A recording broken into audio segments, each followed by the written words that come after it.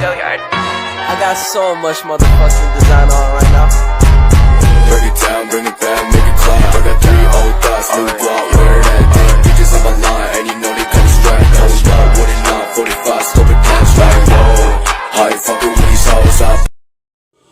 Halo, shalom, kembali lagi bersama saya Alia Felistia Rabien.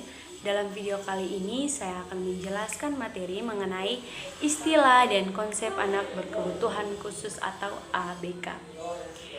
Menurut Warnock tahun 1978 menggunakan istilah Special Education Needs atau pendidikan berkebutuhan khusus untuk menerangkan pendidikan bagi anak yang menyimpang dari perkembangan normal.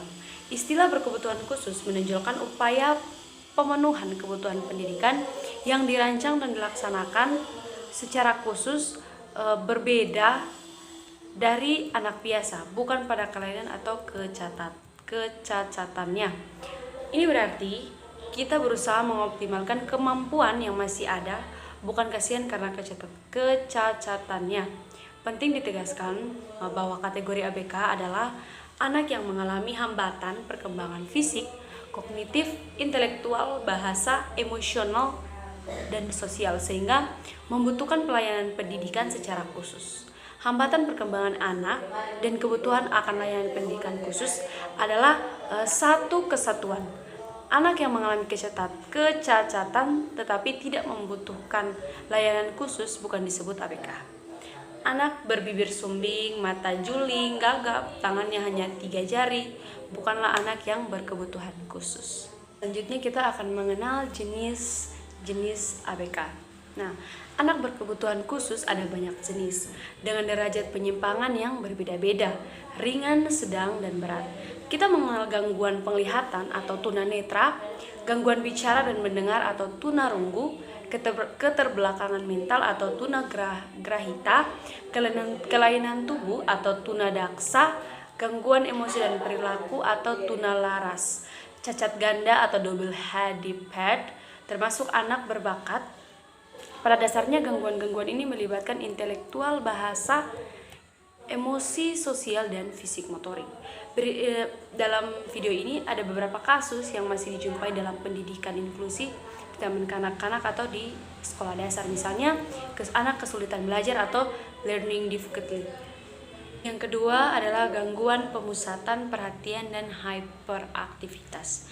Misalnya ketika guru mengajar, anak kurang memberikan perhatian kepada guru dan sebaliknya. Yang ketiga, autisme.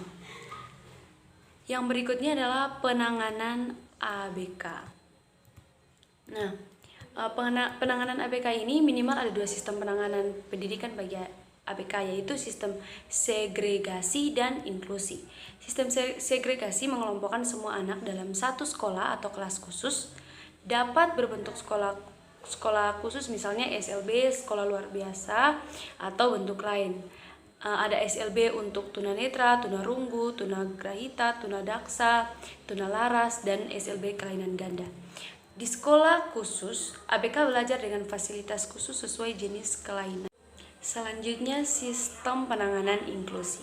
Nah, sistem ini berarti menyatukan anak berkebutuhan khusus dengan anak biasa pada umumnya dalam satu sekolah atau kelas.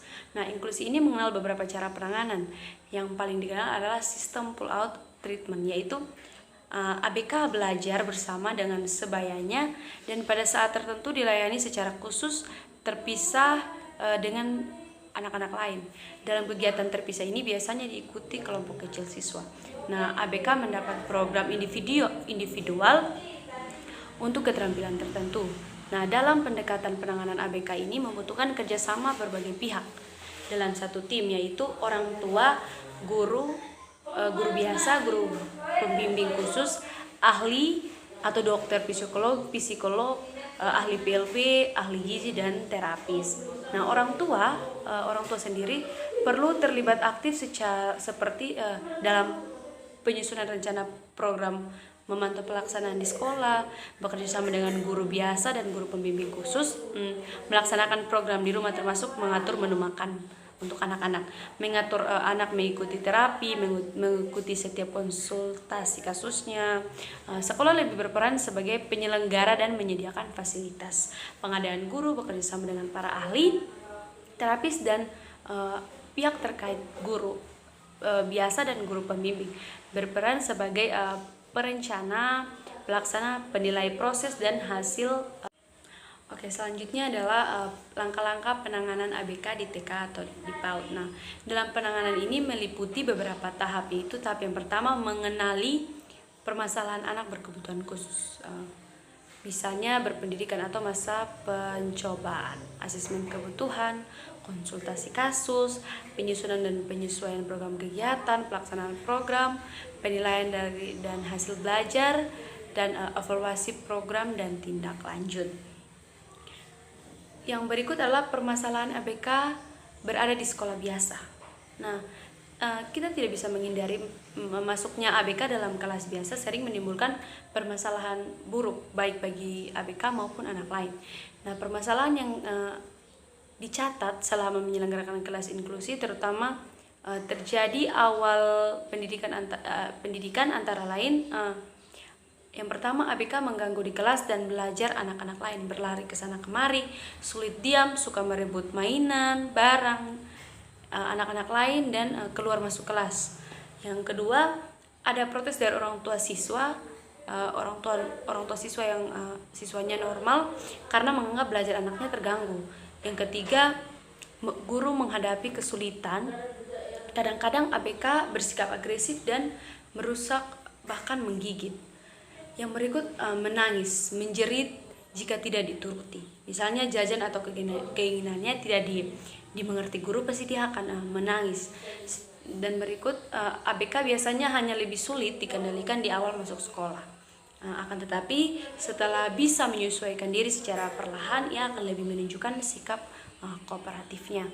Nah, yang berikut perilaku adaptif.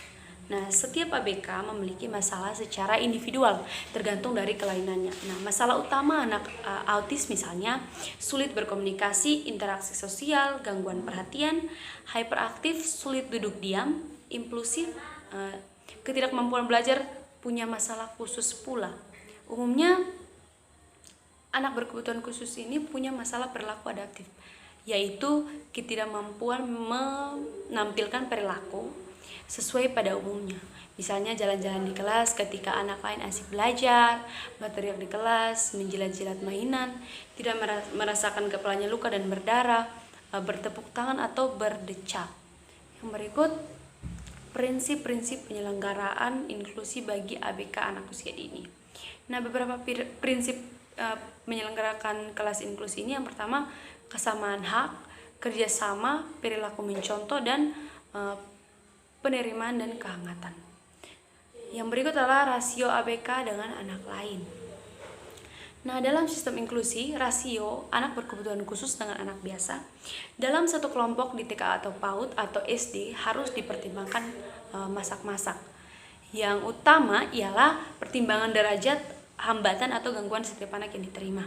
Selain tidak berhasil, ada protes orang tua karena menilai ABK mengganggu anak lain dan sangat menyulitkan guru dalam memberi pelayanan individual. Rasio ideal untuk TK atau RA usia 4-6 tahun, rasionya terdiri dari 2 ABK berbanding 15-20 siswa biasa. Untuk usia 3-4 tahun, kelompok bermain, 1 ABK dapat berbanding dengan 8-10 siswa biasa. Untuk SD kelas rendah 1-3 tahun ialah 2 berbanding 25. Kelas tinggi 2-3 ABK dapat berbanding dengan 25-30 anak biasa. Yang berikut adalah layanan terapi. Terapi merupakan bagian penanganan ABK dalam sistem pendidikan inklusi. Guru pembimbing khusus perlu memahami jenis terapi dan kegunaannya. Banyak terapi berhasil dikembangkan oleh ahli untuk membantu penanganan ABK, seperti terapi bicara, terapi okupasi, terapi perilaku, fisioterapi, dan hidroterapi. Tujuan terapi bagi ABK antara lain mampu berkomunikasi dua arah dan menyampaikan keinginannya.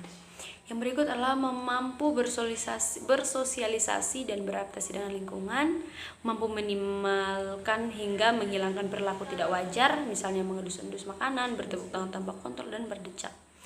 Membantu anak belajar akademik, menolong diri sendiri seperti makan, memakai baju, memasang kaos kaki, dan aktivitas toilet.